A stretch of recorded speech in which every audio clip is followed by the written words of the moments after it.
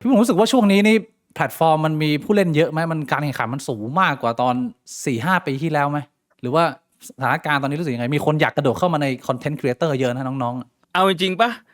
ตอนที่ไปงานเปิดตัวไอคอนเทนต์ครีเอเตอร์ของไทยอ่ะๆคือประโยคแรกที่หัวหน้าสมาคมเขาพูดเนี่ยเขาบอกว่าคนไทยเนี่ยมีคนที่เรียกตัวเองว่าคอนเทนต์ครีเอเตอร์9 ล้านคน what ผมแบบไอเชี่ยใช่เหรอวะประเทศหนึ่งมันจะมีคอนเทนต์ครีเอเตอร์มากกว่า10%ได้เหรอ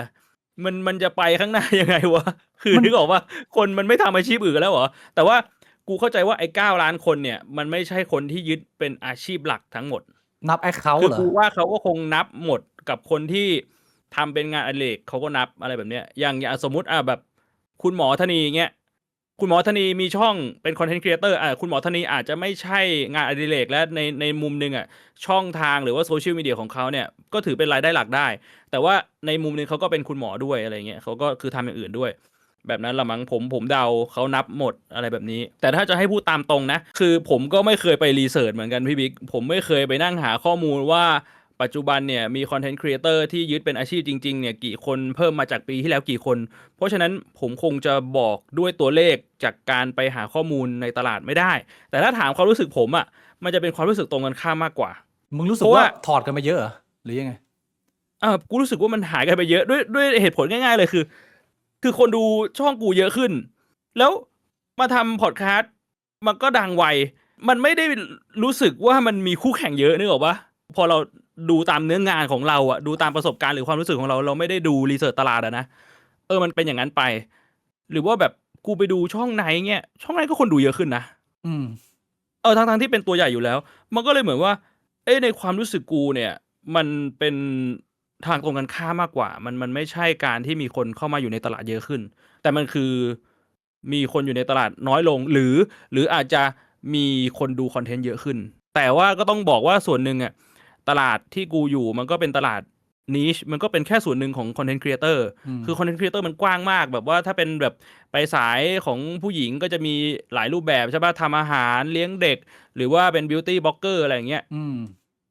มันก็เราเป็นแค่ส่วนหนึ่งของเรียกว่าก้อนเค้กก้อนนี้แล้วกันผมก็ไม่รู้ด้วยซ้ำว่าส่วนอื่นมันยังไงมันคนทำเยอะขึ้นคนทำน้อยลงคนดูเยอะขึ้นคนดูน้อยลงมากแค่ไหนที่ผมคิดว่าการที่หลายๆคนหรือไม่หลายๆคนนะผมเชื่อว่าจำนวนไม่มากแล้วกันสามารถยืนยาวได้ในอุตสาหกรรมเนี่ยมันไอ้เชื่ออะไรมันคือใจความสำคัญที่มึงทำอยู่มาแบบ9 ปี10 ปีแต่ก็ยังมีคนดูเพิ่มขึ้นเลยมันเป็นเรื่องที่ยากมากนะเว้ยเอาจริงในมุมกูอะคือผมคิดว่าคนส่วนใหญ่เนี่ยมองเนื้องานของคอนเทนต์ครีเอเตอร์จริงๆไม่ออกว่ามันคืออะไรเขาคิดแค่ว่าส่วนใหญ่จุดเริ่มต้นแม่งจะเหมือนกันหมดคือแบบว่างานนี้น่าจะได้เงินง่ายหรืออยากทำสิ่งที่ชอบแล้วมันดันฟุกเกิดแต่ว่าเขาไม่ได้ดูเนื้องานจริงๆว่ามันต้องตามเทรนด์มันต้องมานั่งดูว่าอะไรคือเทรนด์ตอนนี้คนให้ความสนใจกับอะไรลูกค้าต้องการอะไรอืมแล้วพอเทรนด์มันเปลี่ยนด้วยความที่เขาไม่เคยสนใจเขาก็จะไม่รู้ด้วยซ้ำว่าเทรนด์มันเปลี่ยนเขาไม่รู้ด้วยซ้ำว่าอะไรทำให้เขาดังเขาไม่รู้ด้วยซ้ำว่าอะไรทำให้เขาดับแล้วพอมันเป็นแบบนั้นมันก็อยู่ต่อไม่ได้มันก็คือเชี่ยพอเทรนด์เปลี่ยนปุ๊บเขาก็ต้องไปคนที่อยู่ได้มันคือคนที่ยอมที่จะศึกษาไม่เอาแค่ตัวเองชอบคือยอมเสียสละเวลาเพื่อศึกษาว่าโอเคตลาดตอนนี้เป็นยังไงใครเป็นคู่แข่งบ้าง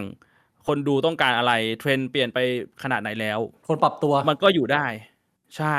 ต้องปรับตัวแต่ว่าตอนแรอืกผมนึกมว่าพี่บวงจะเป็นลักษณะของคนที่ทำคอนเทนต์ตามใจตัวเองแต่ไม่ใช่นะพี่บวงก็คือเป็นคนหนึ่งที่อัปเดตแล้วก็พยายามเข้าใจเทรนด์อยู่เสมอเพียงแต่ว่าเราก็ดูว่าไอ้เทรนด์นี้เราเล่นได้เทรนด์นี้เราไม่ถนัดอะไรประมาณนี้ไหมหรือยังไงใช่อ่ะใช่แล้วก็คือของผมเนี่ยผมโชคดีตรงที่ผมรู้ทริคยังไงว่ามันต้องทำยังไงถ้าคุณไปนั่งย้อนดูเทรนด์ต่างๆของการเป็นสตรีมเมอร์ในประเทศไทยอืมแม่งจะมีทริคอยู่อย่างหนึ่งที่ง่ายมากก็คือเทรนด์มันจะตามหลังสตรีมเมอร์ของอเมริกากับสตรีมเมอร์ดังๆใน YouTube อยู่ประมาณครึ่งปีถึงปีหนึ่งอืมเพราะฉะนั้นเนี่ยผมแค่ไปดูว่าไอ้เชี่ยปีที่แล้วที่อเมริกาทำอะไรกันแล้วผมทำตามคนดูเยอะไอ้เชี่ยนี่อันนี้เป็น บอกสูตรเหรอเป็นเคล็ดลับทางการค้าที่ใช้มาได้ กว่า5 ปี เชี่ยก็คือ แล้วตอนที่ผมมาเริ่ม react คลิปอะคือ Asmon Go ผมไม่รู้พี่บิ๊กรู้จัก Asmon Go หรือ รู้ เป จัก ล่า เลยรู้จัก Asmon Go เป็นสตรีมเมอร์เบอร์ 1ของโลก อืม แม่งทำ reaction อะผมก็แบบไอ้เชี่ยคนที่แม่งคนดูเยอะที่สุดมันทำ reaction อะถ้ากูไม่ทำ reaction แล้วกูจะไปทำอะไรวะ ก็ทำ reaction อะก็ลองทำดูคนมันก็ดู เพราะฉะนั้นถ้าเกิดว่าเราเริ่มเร็วก่อนเนี่ยมันก็จะได้เปรียบเพราะว่าถ้าอีกไม่นานปุ๊บเนี่ยมันก็จะกลายเป็นทุกคนไม่งทำรีแอคชั่นหมด จริงมันก็จะแบบว่า ใช่ แต่ว่ามึงก็จะเข้ามาในตลาดยากมันก็อยู่ที่ว่าใครเร็วใครได้เงี้ย แต่มันจะมีอีกเงื่อนไขหนึ่งคือมันไม่ใช่ว่าทุกคนทำ reaction ได้ไงถูกไหมมึงก็ไปทำมึงก็ต้องรู้วิธีด้วยแม่งทำยังไงมันถึงจะอยู่รอด หรืออีกเทรนด์หนึ่งที่เห็นชัดเจนเลยคือ Among Us ถ้าพี่บิ๊กย้อนกลับไปตอนนั้นนะคือต่างประเทศเล่น Among Us ก่อน ประมาณสัก 2-3 เดือนหรือ 5-6 เดือน แล้วของไทยก็แก๊งแรกที่เอามาเล่นก็คือแก๊งใส่นัว อืม แล้วคนอื่นก็เล่นตามมาแบบเนี้ย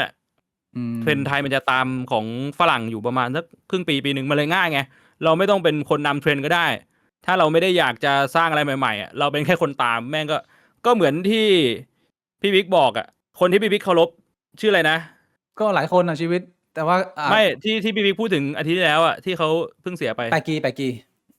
ถ้าแปกกีบอกอ่ะมึงอยากเป็นเบอร์ 1มึงก็ไปดูเบอร์ 1แค่นั้นเองแล้วมึงก็ไปศึกษาว่าเบอร์ 1ทำอะไร ไอ้เทคนิคเดียวกัน บางทีมันก็ง่ายแค่นั้นเว้ย ไอ้เชี่ย บางทีผมก็ไม่รู้นะพี่บวงว่าไอการที่เรามายืนอยู่ตรงนี้ได้เนี่ยมันเป็นเพราะอะไรนะอย่างที่พี่บวงบอกเมื่อกี้เนี่ยบางคนไม่รู้ว่าตัวเองดังมาจากอะไร แล้วไม่รู้ว่าตัวเองดับจากอะไรบางทีผมก็ไม่แน่ใจนะว่า ผมเข้าใจถูกไหมว่าพอดแคสต์ของเราเนี่ยจุดเด่นมันคืออะไรเรามาถึงตรงนี้ได้ยังไงพี่บวงรู้ไหม คือผมเรียกว่าผมคงพินพอยต์แบบว่า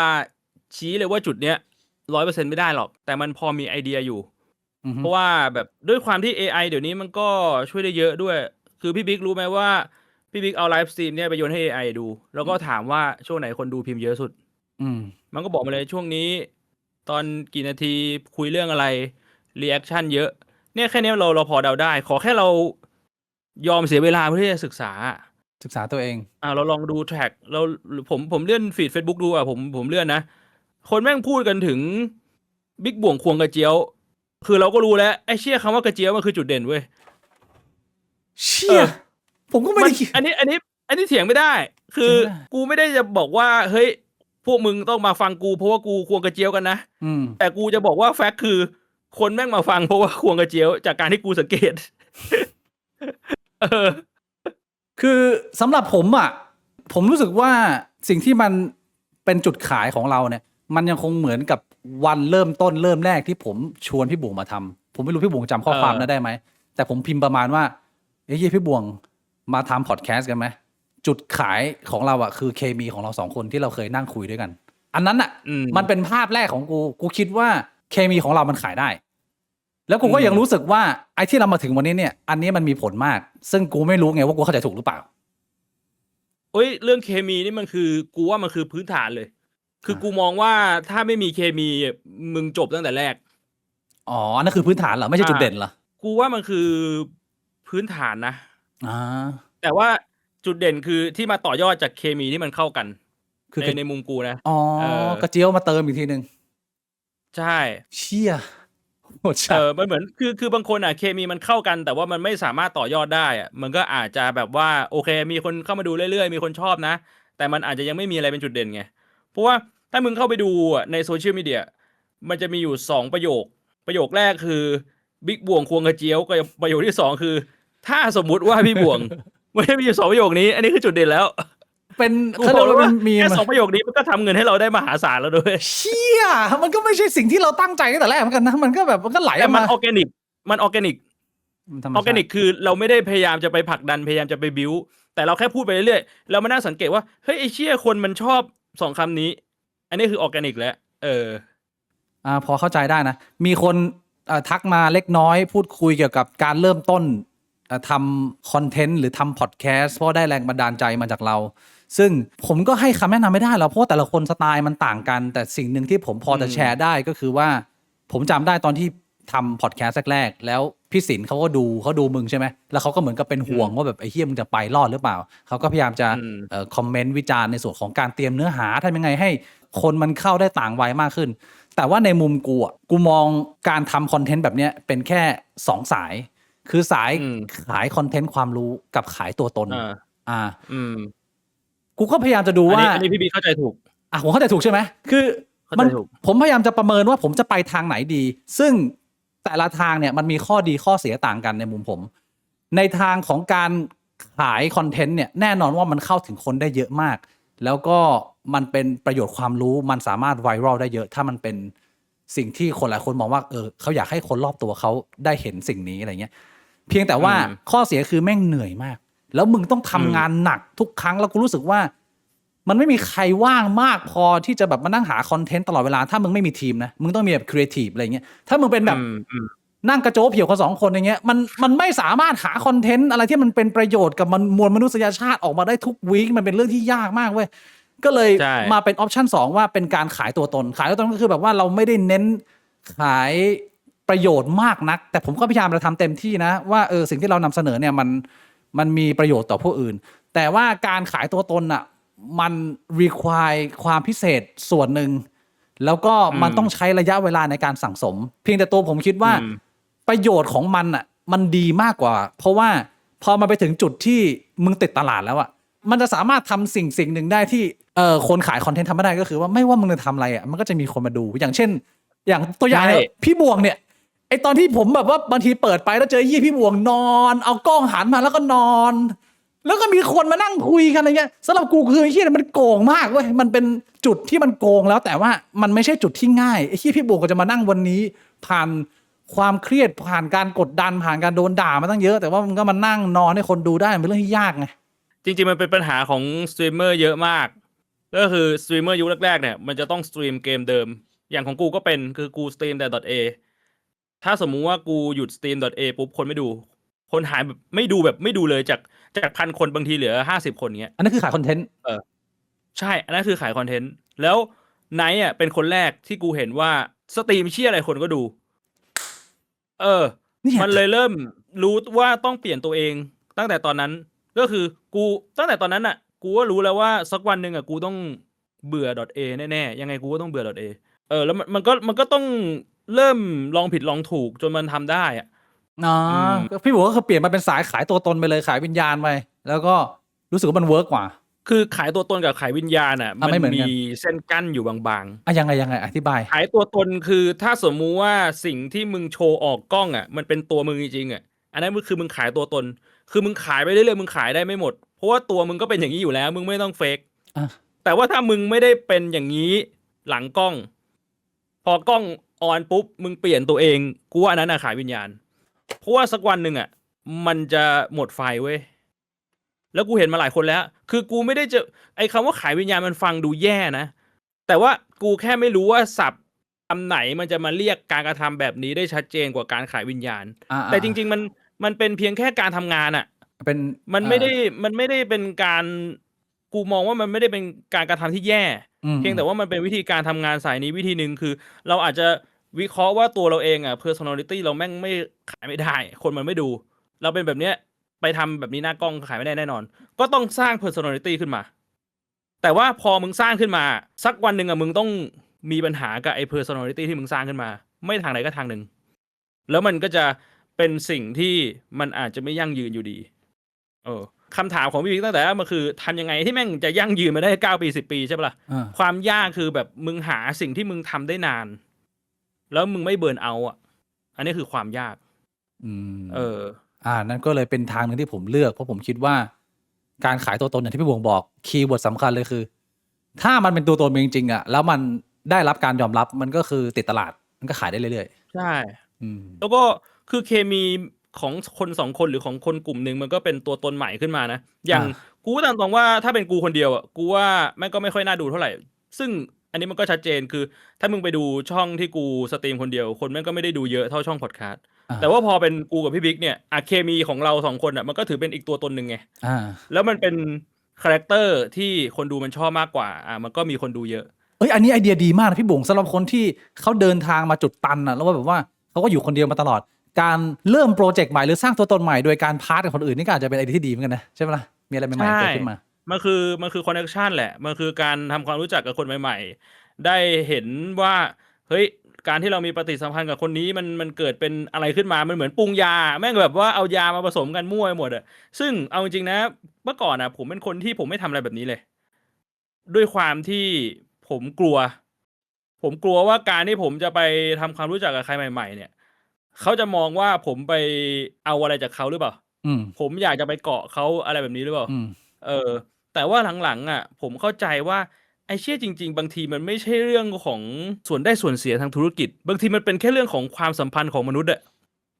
อันนี้ผมต้องขอบคุณชาเลยนะ คือชาเป็นคนที่ทำให้ผมรู้สึกว่าแบบเฮ้ยไอ้เชี่ยจริงๆแล้วการทำอะไรแบบเนี้ยบางที